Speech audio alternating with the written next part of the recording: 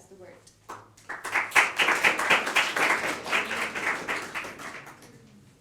So me also, I want to welcome you here on the debate Ukrainian journalists at war here in Hybernská. As it was already said, my name is Katarina Zrychova and I will be your moderator tonight. Two things. I wanted to thank Galina Petrenko and Maryna Smahina for being here, and I also want to thank the organizers for this wonderful cooperation between the students of the Institute of Communication Studies and Journalism of the Faculty of Social Sciences and the team of Prague Civil Society Center, who are all behind this wonderful debate. The debate format will be very easy to describe. We will start immediately together here on stage, and the floor will be yours during the last quarter. It means we will dedicate around 15 minutes to your questions. So thank you all for being here, and we can go directly to our debate. I just want to add, because Maryna and Galina were already presented, but I want to just add that they are both living abroad and they are continuing in their work as editors and media experts, and they are in daily communication with their colleagues who are on the ground in Ukraine and who are reporting from across the country. So.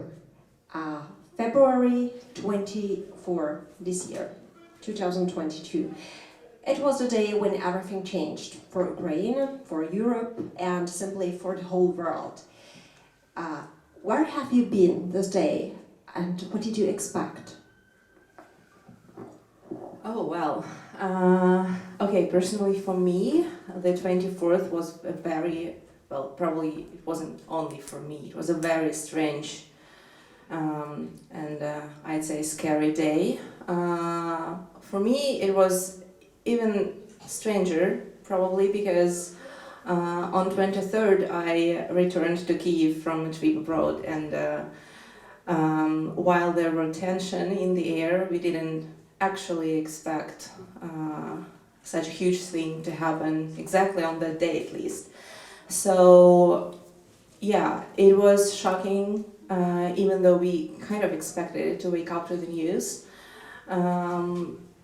Many people called, we called each other, talked about what was happening. There were many different reactions to the developments. As to our newsroom, immediate crisis management mode was turned on. And we tried to do our best not to stop working, not to stop covering events, and to continue to be as efficient as possible, and even to continue our work with solution journalism, even under the circumstances, even on the 24th of February. So that's about it, I think. Thank you. Let's make a contest. For the best evening of 23rd of February, because in the evening of 23rd of February, in very late evening, I visited Ukrainian film market, and I visited the premiere of Ukrainian movie, very funny comedy. And of course, we all, with my colleagues, with those people who visited, and it was full house in this premiere, all like TV stars visited with their families, and of course all understood that something is approaching. Because on 22nd, the international media closed their offices in Kyiv. But we decided to be all together. And still, I believe that it was the smartest decision that I could make. And we were discussing, I remember that we even did not watch this movie. I'm waiting for it after the war.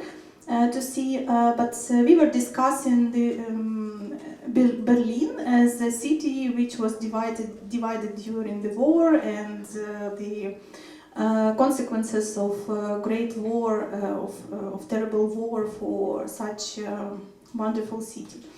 Then early in the morning on 24th, I woke up because of a phone call of one of my colleagues, and she told me that we have this new reality. I wrote a message to all my employees because I'm a director, and I wrote something like keep saving your families, just don't pay attention to the work.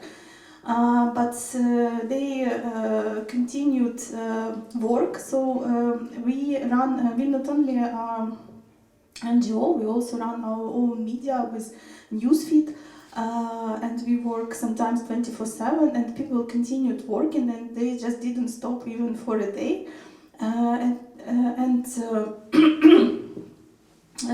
What was also interesting, because we are, as NGO, we are working with countering disinformation. A week before the full-scale invasion, or 2 weeks, we noticed the increasing amount of Russian disinformation about Ukraine.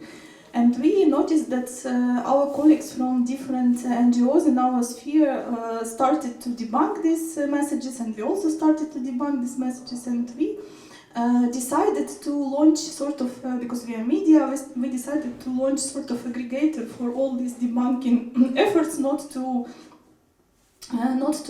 overlap each other, and we decided to launch it. It was completely coincidence on 24th of February, and just this morning we just pressed this button and launched our new product, our new project about countering disinformation. So my huge thanks to my team that all of them were able to continue their work and were with the highest dedication. Thank you very much. Well, how does the profession cope nowadays in Ukraine with what Ukraine is currently facing? I mean, power outages, mobile outages, internet outages, because those are things that in our world and in your world, of course, because we are all Europeans.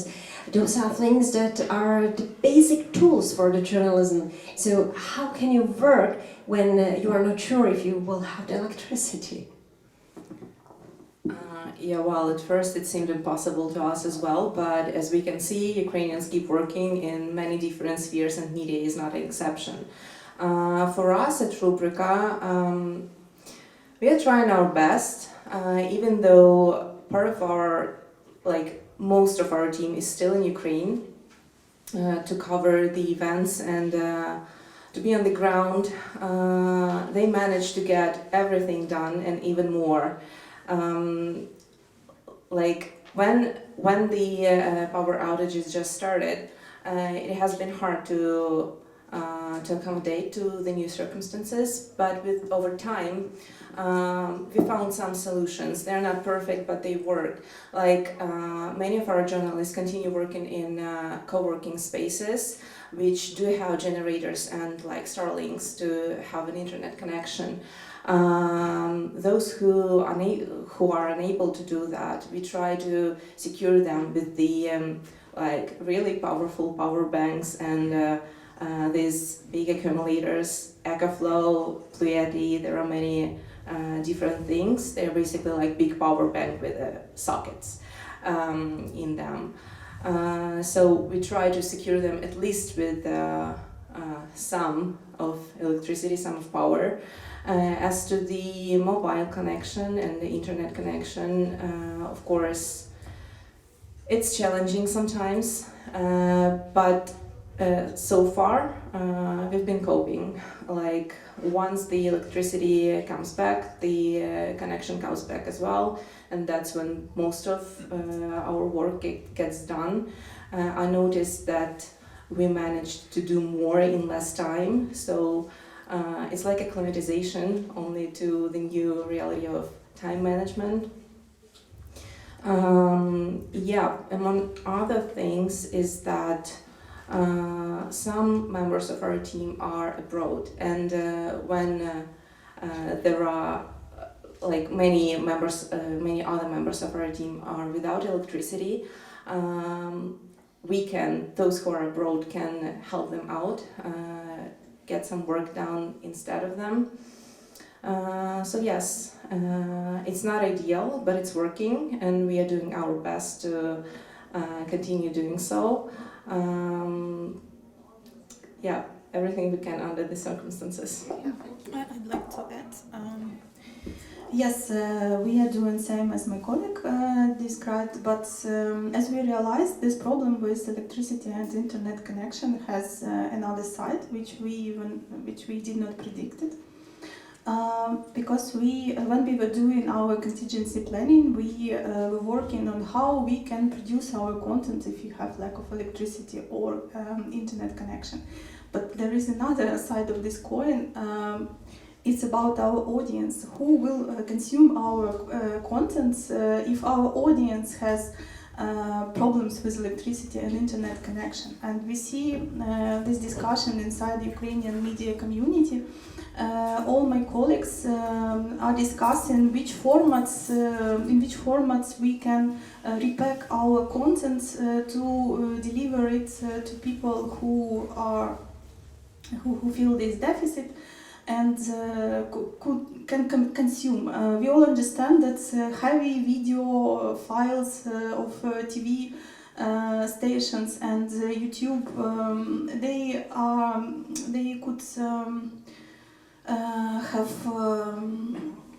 less attention because of these problems, and everyone who I asked about about the decision, everyone says like, let's develop more our presence on Telegram Messenger. If you know it, it's a very interesting messenger because it doesn't cooperate with any policymakers on countering disinformation. That's why that it is full of Russian disinformation. And since the full-scale invasion, Telegram Messenger started to be #1 source of news for all Ukrainians. And now we see the situation, mainstream media see that there is big audience on Telegram and it is easily to consume, and they go there. So more audience on Telegram, more content on Telegram, more audience again on Telegram, and we will have, I don't know, what we will have in combination of this Russian disinformation on one side on this platform and content of mainstream media on the other side. Can I add something? Yeah, go on. Yeah, thank you. Exactly, that is a big problem with this other side of the issue, with our audience being unable to consume the content. So, as Galina said, one of the solutions here is to develop social media and channels and like Telegram, but not only, because as Galina said, it's like on Telegram there is a lot of information. There are many channels, both of professional journalistic media and I'd say amateur media. So there is just like constant flow of information. And first thing people do once they get internet connection, they go to Telegram, they go to Facebook, they go to Instagram, to Twitter, and that's how we're trying to keep people updated, keep them informed, and being a solution journalism media and trying to push forward solution stories, but not only solution stories, but also instructions, useful how-to things, like how to get warm when you don't have central heating and stuff. That's, for us, it's important to reach people because we believe that those instructions might be useful in some circumstances.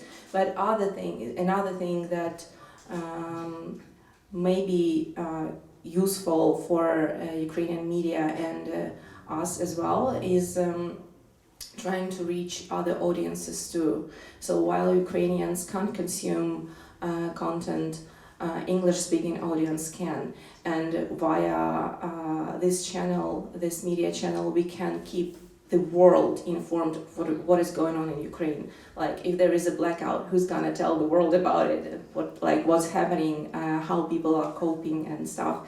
So that's another thing that is an important solution in this situation.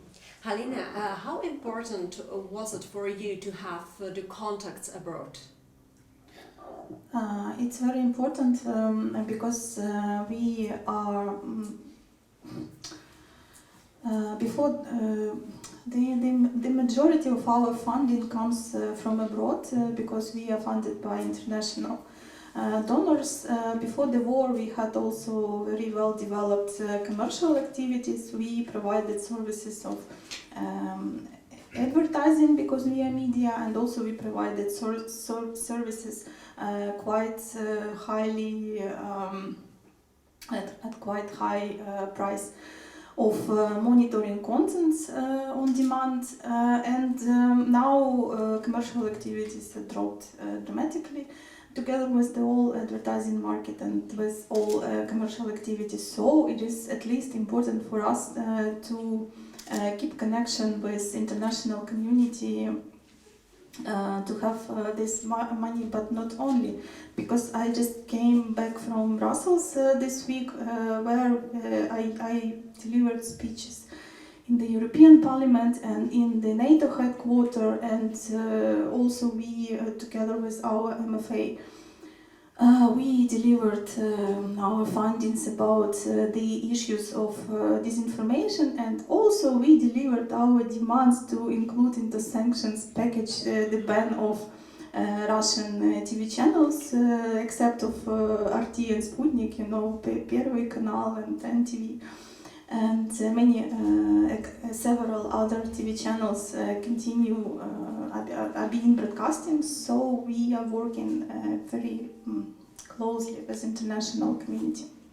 Maryna, if I understood well, your newsroom is split into Ukraine and into a newsroom that is abroad. Is it that? How do you work? Well, that would be an overstatement. Most of our team is still in Ukraine. There are a few people who are abroad.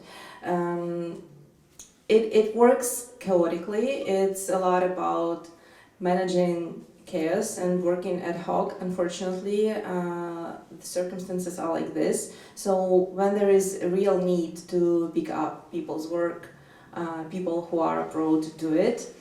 But in Ukraine, our team is also quite disseminated. So there are some people in Kyiv, in the western part of Ukraine, in Dnipro, different cities, and that also helps because the situation with electricity, at least as of now, is different in different regions.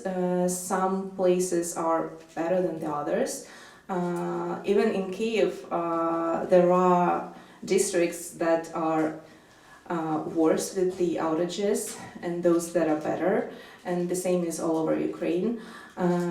Everyone experiences the outages, but they usually don't coincide, and while someone doesn't have electricity, someone else in Ukraine does. So this is how it works. It's managing chaos, really. Mm-hmm. Well, I will take advantage of the fact that I have here an expert on fake news and an expert on solutions journalism, which are both very interesting things. The pro-Russian disinformation is an integral part of the Czech space. It is here. There are still people who believe it, and but it is hard to imagine that it would work the same way in your country. For example, it is hard to imagine that someone in your country will question the war because the people are living in the war. But this is what happens sometimes here. Here are people who are still questioning the war in Ukraine. So I wanted to ask, how different are the disinformation that face your country? What are the topics?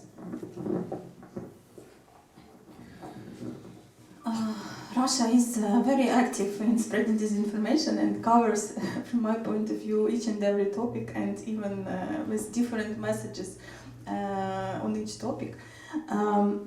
Of course, it delivers disinformation concerning our political life and national security issues, what is very painful for us. These are messages and narratives about military aid from the West, like we see in Ukraine, both in Ukraine and outside Ukraine. We even have special research when we see that we can describe with the same messages of Russian disinformation different countries, Ukraine and Lithuania and Poland, with literally same messages of Russian disinformation. So Russia spreads in Ukraine and outside Ukraine these messages that military support will come to an end very soon. And it also spreads the messages about quarrels inside political establishment of Ukraine. For example, about quarrels between President Zelensky and Chief Commander Valery Zaluzhny, and they are both effective on their positions. Zelensky is very effective in international communications, and Zaluzhny is extremely effective in military operations. Also, Russia spreads disinformation about against LGBTQ community, like we will have our movement of Ukraine towards the EU means that we will have the power of gays and lesbians in our country. Also, it spreads disinformation about our women refugees in the EU, that they work mostly as prostitutes and earn money this way and support their husbands in Ukraine, sending this money back to Ukraine.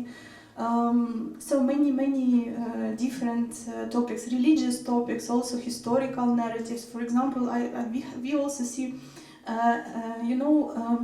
Putin is a genius because in some way, because he tries to ruin Ukraine, but he makes Ukrainian society more resilient and stronger and united.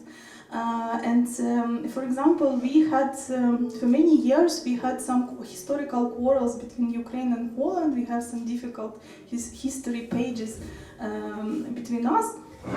And Russia also weaponized these historical narratives, and we now this year, 2022, we see that we already agreed on the level of strategic communications teams who work in our MFAs in Ukraine and in Poland.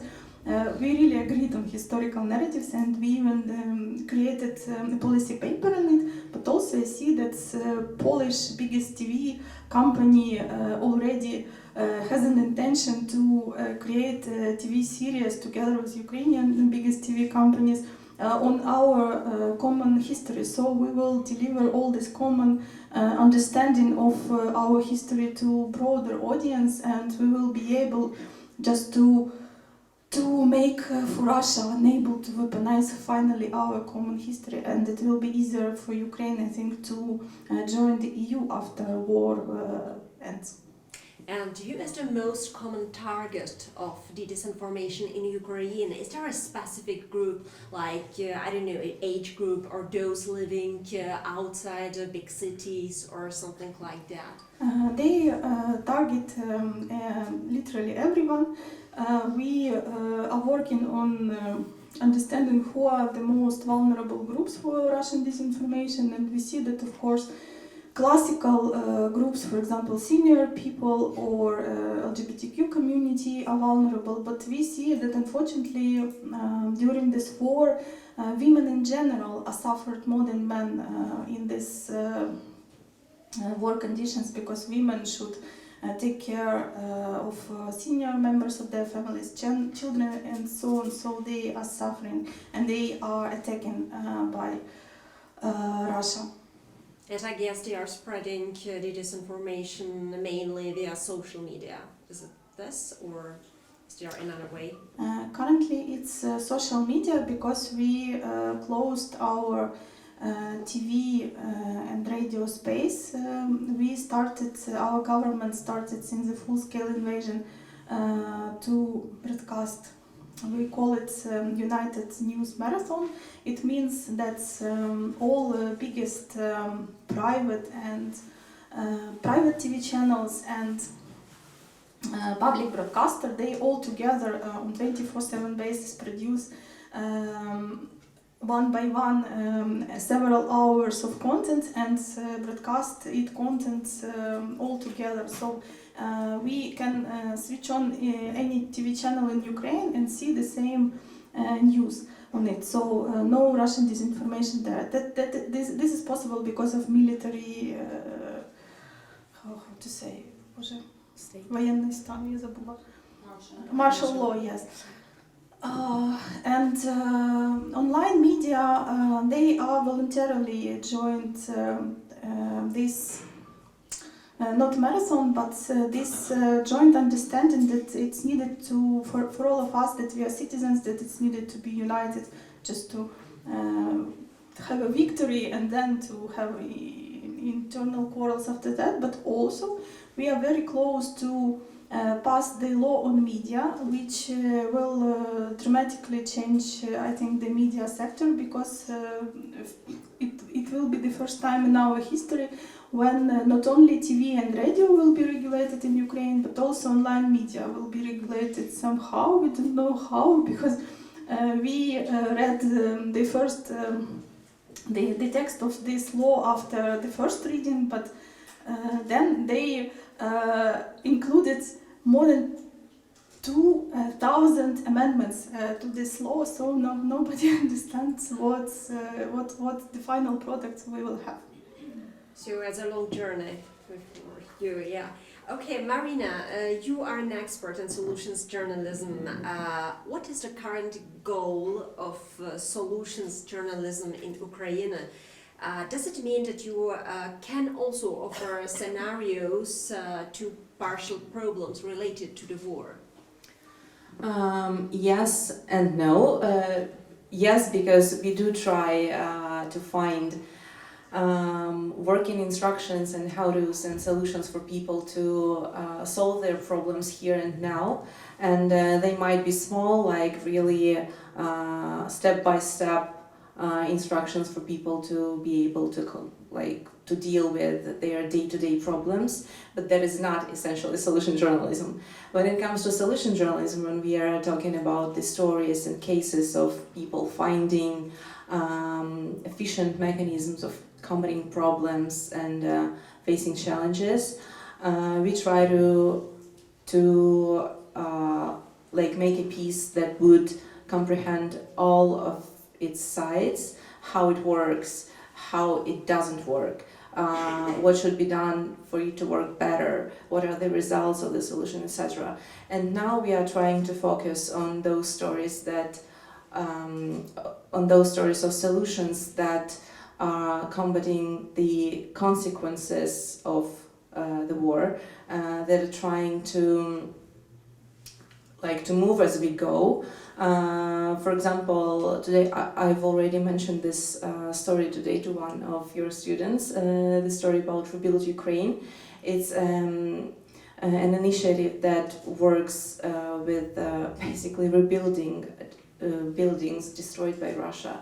And this is a perfect case how Ukrainians come up with solutions here and now to solve the most urgent problems, like people don't have homes to live in. The reason why we continue covering such stories, stories of solution journalism, especially those related to war, is first of all to show Ukrainians how they can proceed, like what can be done, what they can do to basically make their lives better, to maybe bring our victory closer even, and also to show them that things are getting done. Everything is, things can be bad, but we can find our way out of it. Plus, of course, there is this layer of showing the world how we are coping with our problems right now.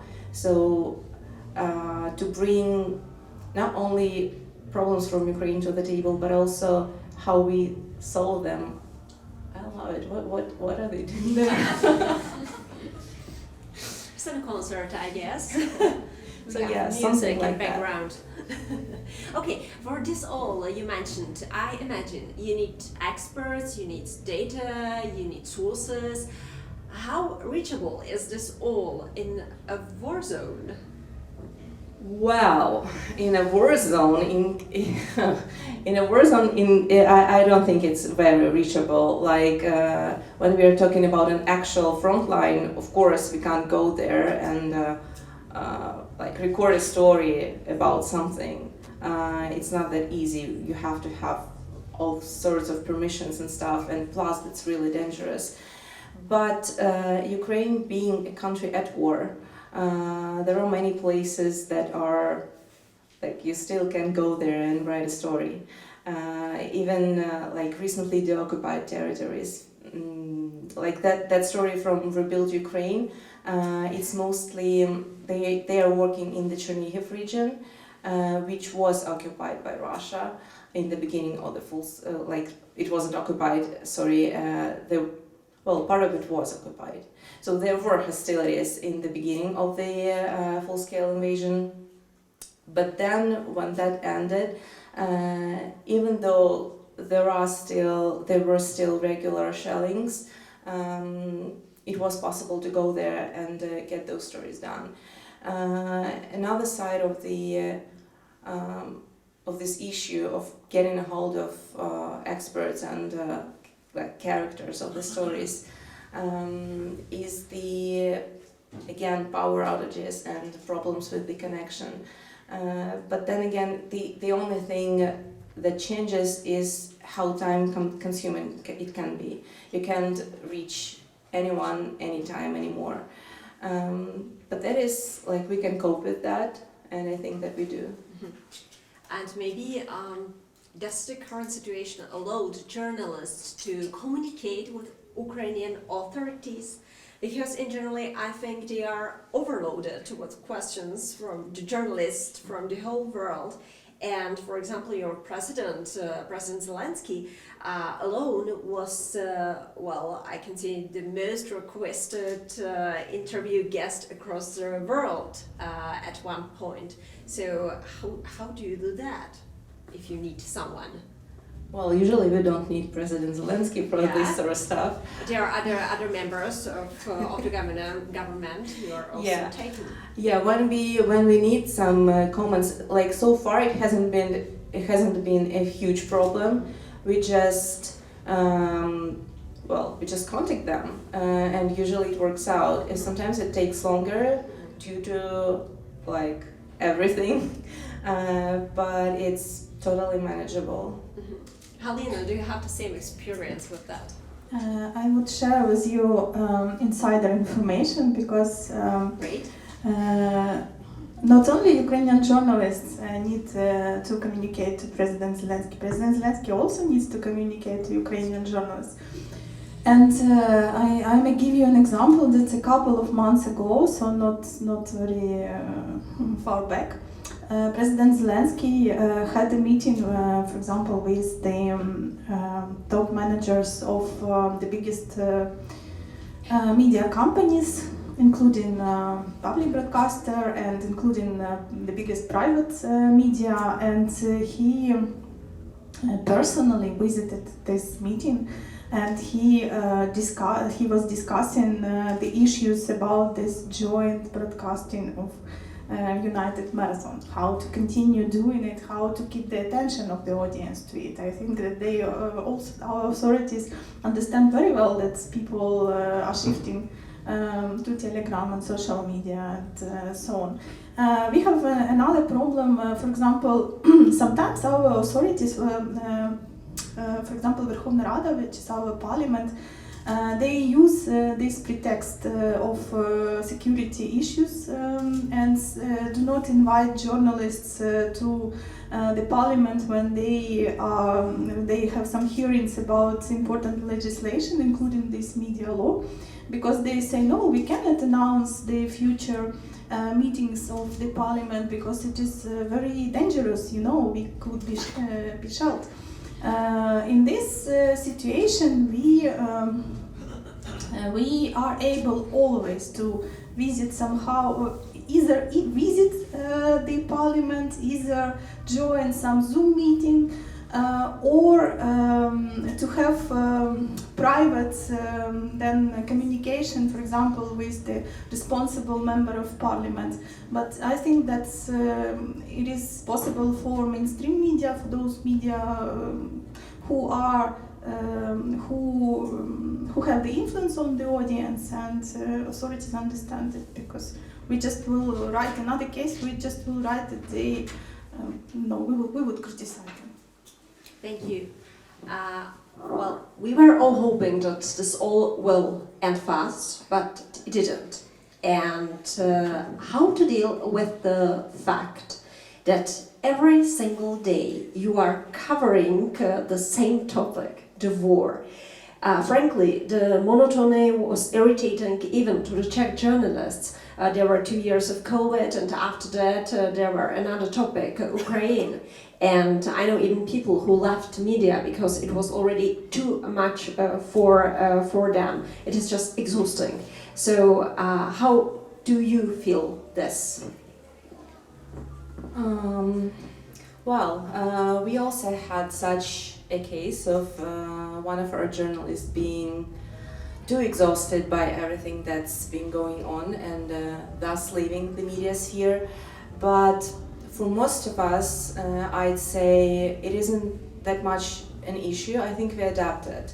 And even though the topics are hard and like you're saying, we are covering war and we are doing it every day. It is important and we understand the importance of it. These are not the same use every day. They can help, they can raise awareness either abroad or even inside Ukraine. They can help people. It's important to cover those. And besides, you can't really get tired of it when you're living through it. People in Ukraine are not tired of war. They want this to end, but only with the victory of Ukraine. But they're not tired of, I don't think at least that they're tired of hearing the news and being on the same page with like the authorities and everything, because it's about, basically it's about their survival. There was one thing I wanted to tell and I forgot, so if I remember, I'll get back to it. Yeah, we will get back to you, no problem at all. Halina, maybe I will ask you from the other side. Have you noticed new faces in the media world, in the journalistic ranks? It means, has the war attracted anyone to go into journalism because it is important and he wanted to work on it? I cannot recall any new journalists. I can recall some new bloggers who are working either on YouTube or on Telegram, on all the platforms actually. But we see really quite significant shift, for example, among top 100 most subscribed Telegram channels that was before the war and after the war. So new faces appeared. Also, I could predict that we will have definitely new faces on political scene, because these people will appear from the volunteer community. And I know about one closed opinion poll, which was conducted by one of the parties, political parties, which are in the parliament in Ukraine, because I don't know if you can believe or not, but our politicians are preparing for the next elections, and even have some have some ideas that the next elections could be in 2023. But I saw from that opinion poll very good sign that our society, our citizens trust almost the most people from armed forces, but they do not want see them in political life. So we definitely will not have like a junta after the victory in the war. So we will have democratic government. Thank you. And maybe one more question that I have on mind. Is there right now a disbalance between women and men in the newsrooms? Because there were women who left the country with their children, there were men who went to the war, and so do you feel this also in the newsroom? I'd start if Galina is okay with that. Yes, there is a little imbalance. At least we do feel it in our newsroom. To be honest, before the war we had more women on our team as well, but with the start of the war some of our male members were conscripted, so they're now fighting in the front lines, and therefore there are even less men in our team. And by the way, speaking about the new faces, there are, like, from our experience, we do have a few new journalists who became interested in this sphere of work with the beginning of the war. So that does happen. I don't know, I'm not sure if that's a case for many, but there are such cases. And those are the students or much more people who are doing something else but changed? They're not students, but they're young. And I feel like people who are young are more prone to changing their life directions and career directions. Okay, thank you. So we go back to the difference between the men and women. What's interesting, we see the majority of women in journalistic profession, and still we see it. We saw it before the war, and we see it now. We see the majority of women. We see the majority of men among media managers.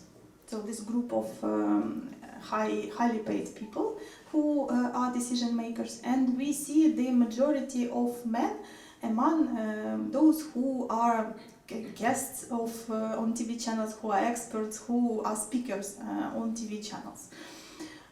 Also, you asked us if we are not tired to cover the war. Believe me, in my media we do not cover the war all the time, because during last 3 days the most covering topic in the media community, the most discussing topic, is a topic about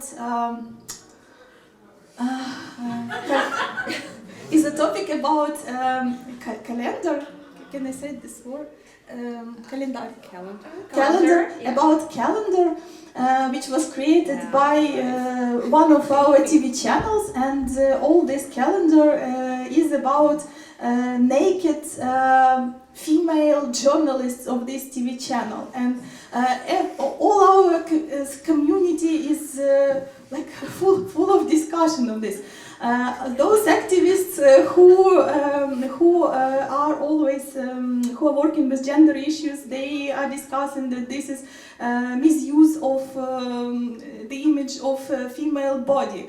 I also gave a couple of comments to different media, not only inside Ukraine but outside Ukraine. For example, I gave an interview to Belarusian media who also asked me about this calendar, and I said that I delivered this comment between my 2 meetings with my staff about our contingency planning with electricity shortages. And I said that, for me it's a case that we are talking about that Ukraine in this war is fighting for European values. Look, we are discussing European values even without internet or electricity. Thank you.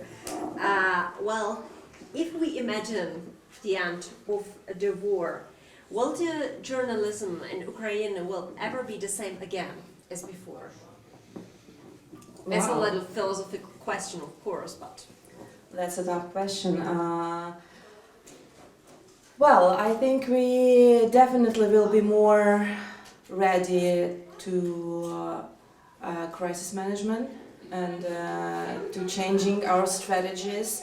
And even now, like our main challenge is to redirect, given the circumstances we're like on a crossroad, we have to find new strategies for our work.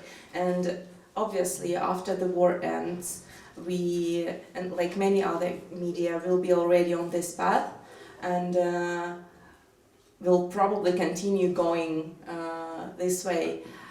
So yes, I think that something will change, but overall, I believe that the role of the media before the full-scale war and after it started was pretty much the same for Ukraine. And even talking about war, it hasn't started on like in 2022. It started in 2014, and we've probably already changed. Those are my thoughts. Galina, are you, for example, expecting after the war less disinformation or the change of the topic of the disinformation coming to Ukraine? I expect more disinformation because I don't see the strategy from our partners from the West to ruin Russia, and if Russia existed, it would always deliver disinformation even between the wars. I also believe that we can end this war, and in a couple of years Russia could start the next. Everything is depend on how we will able to, with what result we will be able to end this war. Regarding the future of journalism and the future of media, nobody knows the answer. Also this answer depends on the length of the war, because the longer the war continues, the longer continues this period of lack of money for biggest TV channels, and the longer continues their inability to produce entertainment content, very expensive entertainment content. Maybe if it lasted for longer, really, we would see the end of oligarchic media in our, at least oligarchic TV channels, because they just will lose their audience because of different reasons. They cannot produce content, the audience will not be able to consume it, and so on and so forth. And if we stay at the end of if we stay with this imagination of the end of the war, after this all, will you personally go back to Ukraine and work there and live there? I'm still in Ukraine. I see this. I'm not in exile. I visit Ukraine very often, and they have the plans to visit it again, even during the winter, even during the coldest time of a year. Then, of course, I will come back on my full time there. I'm abroad now only for two reasons. One reason is that because I have a lot of this advocacy work with international audiences, and it's really hard to travel now from Ukraine. It took too much time. And another reason is just we need to have a sort of back office, backstage, representative office, just to, for example, to make some supplies in energy that help with energy issues, because we see the deficit of such equipment inside Ukraine. Thank you. What about you, Maryna? Yeah, I agree with Galina. This whole situation is temporary. Of course, no one knows what the future holds, and some things depend on like what it brings actually. But the plan is to go back to Ukraine. So. Perfect. Thank you very much, Maryna and Galina. And now it's up to you. The next 15 minutes are dedicated to the questions of the audience. So, who wants to ask first? Go on. Thank you. I can speak without the mic? Can you hear me? Yeah. Thank you so much. That was fascinating. Maryna Smahina, Institute of International Studies. I wanted to go back to the question of Russian propaganda and its influence on the Ukrainian society. We know the geopolitical narratives. We know all strategies to make cleavages or enforce cleavages along these like regional, religious lines, you name it. I wonder if we have potential new topics trying to create new cleavages in the Ukrainian society, because we all have this thinking about what's going to happen after the war. You know, all these like три гетьмани, два українці, all these narrative that it's very hard to keep the unity when the danger is not that looming large, sort of. So if you can prepare us a little bit of like what to be like cautious about, what new narratives are being promoted by Russian propaganda. Thank you.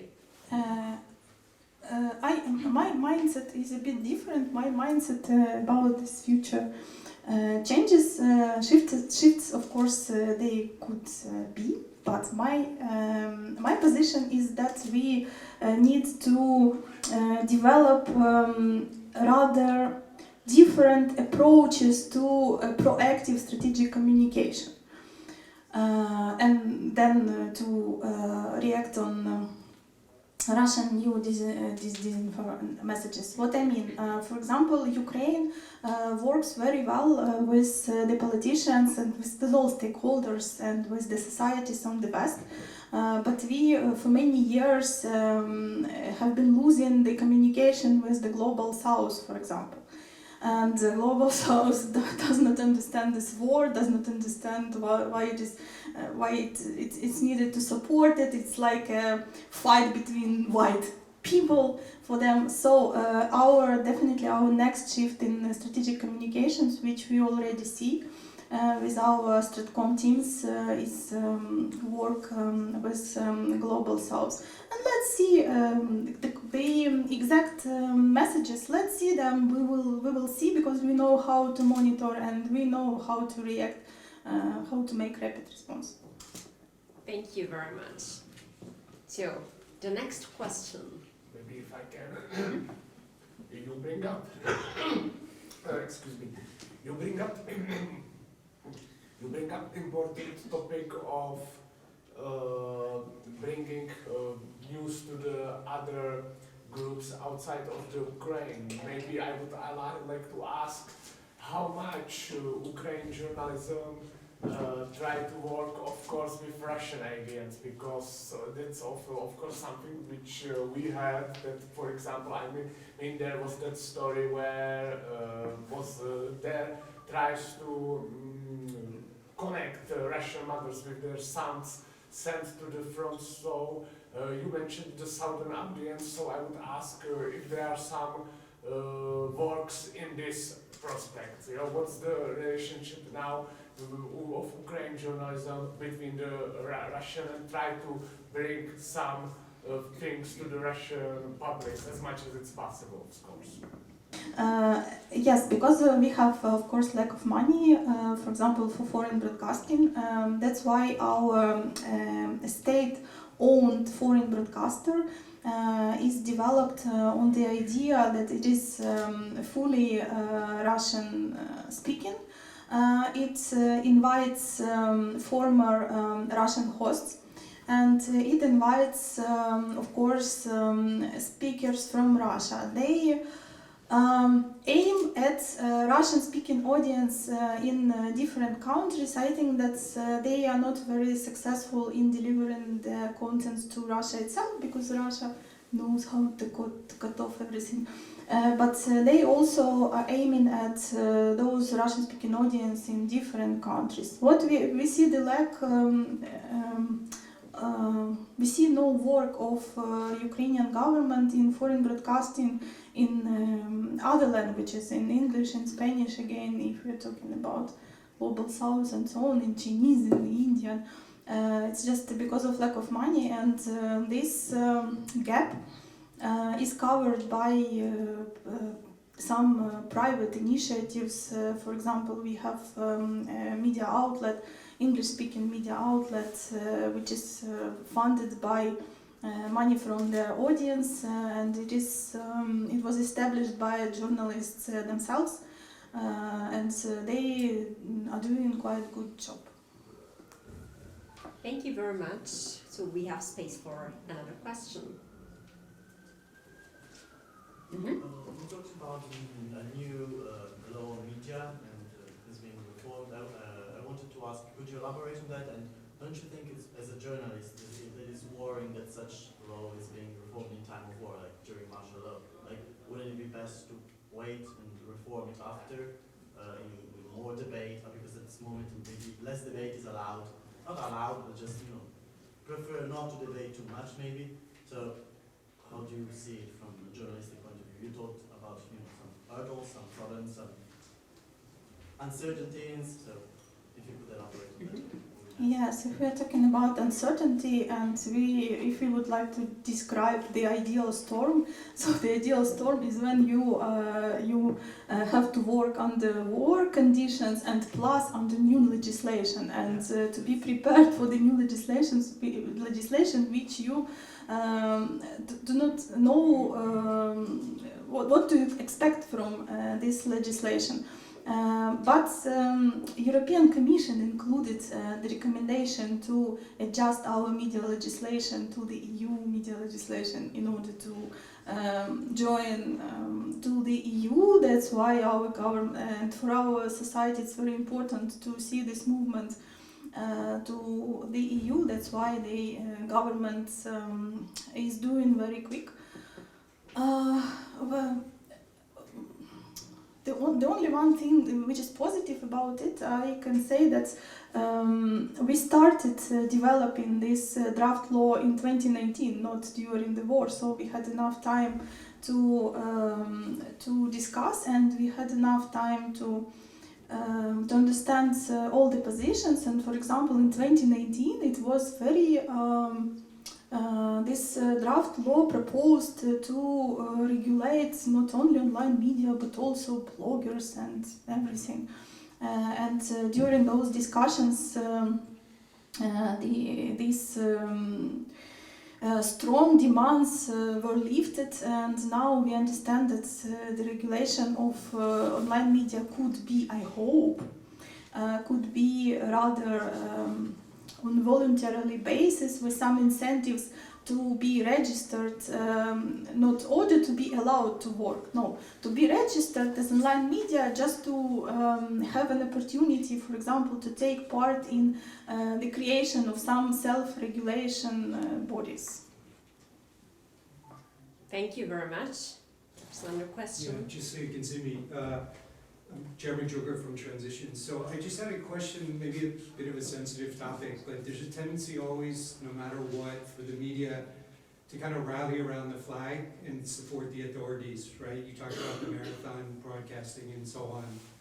Have you found the media, I guess more recently, to be sufficiently critical of the government, of the administration? Because obviously, no matter what mistakes are made, have things changed over the last couple of months, and what do you consider the current situation to be? Thank you very much. I also can answer. We have, before the war, we had so-called fifth column in our journalistic community, those journalists who were working for Russian-funded media, who were also promoting the Russian agenda inside Ukraine, and who were disseminating also Russian disinformation. Since the full-scale invasion started, our government decided not to exclude them from the profession, not to send them to prison, but to use them, to use the trust of their Russian-oriented audience, and to cooperate with them in order to promote pro-Ukrainian agenda. It is still under discussion inside our community because, of course, many journalists want some punishment for those who were disseminating pro-Russian agenda. But I think that we will come to this result after war ends. But those journalists, they still even yes, they are somehow dependent on the authorities because they were allowed to work. But still, I see that even they criticize the government. For example, when the electricity shortages started, our government announced big projects that we will have public spaces, 4,000 public spaces all over Ukraine, to have the access free of charge to the electricity, to heating, and so on. And those journalists, the same day, immediately went to checked this map with these public places and discovered that they do not work, and that the government was too positive in this announcement, and they wrote a couple of articles, and it led immediately to some administrative decisions or inside the government to make these public places work. So the criticism still exists. Thank you. I will ask even for the point of view of Maryna. I also have something to add. Indeed, there is still criticism of our government. For example, there are, as I see, there are two big topics right now. Well, one of many, but these two are kind of prominent. One of them is the time that the people who have been conscripted to the army or who have volunteered to go to the army are going to spend there, because currently the situation looks like that they are there forever, like until they die or get wounded or injured or something like that. And there is a petition that asks the president of Ukraine to consider this issue and to impose the maximum term of the military service during the war. And the response of the government isn't satisfying to a big part of society, and this topic keeps surfacing in the media as well. Another big issue considering the army is the rights of the LGBTQ community, because there are many people, representatives of that community currently in the service, and the problem is that given that in Ukraine their marriages aren't legalized, it's a problem to, for the families, for example, who have kids together but they are not officially registered. Should someone die in military action, the kid gets taken away, and there is no real working solution to that. So that this part of our reality also gets a lot of criticism and a lot of call to action, I'd say. So yes, it's not like we are just praising everything that's being done by the government. There are many sides to it. Thank you very much. We have time for one more question. So, feel free to ask. I'm just wondering about the topic of the relationship between Zelensky and Vitaly Klitschko, because I heard some problems between them. So, if you know anything about it, if you could explain, or if you know something. Well, I'm not an expert on the relationship of Zelensky and Klitschko, so I probably wouldn't do that, especially with that camera filming. But maybe if Galina wants to say something, I'll give her the floor. It's it's absolutely not a problem with criticizing our government. That's why I can explain you this situation on the camera. They briefly describing their quarrels. I would say that they are preparing for the next elections, in this, even in this case, which I was describing about public places with access to electricity and internet connections, they started to blame each other. Zelensky started to blame Klitschko that it is the responsibility of Kiev authorities of not working these spaces, and Klitschko started to say something back, like we need to, in case of blackout, evacuate all the people from Kiev. But still, they have, Klitschko still has access to media, you see, and still can deliver his position. So it's, again, believe or not, but we have normal political life. So thank you very much. That's all for tonight. Thank you all for joining us, and thank you for all your wonderful questions. And above all, thank you, Maryna and Galina, for coming to Prague and for sharing with us your experience with journalism in these hard times. And good luck to you, good luck to your country, and of course, Slava Ukraini.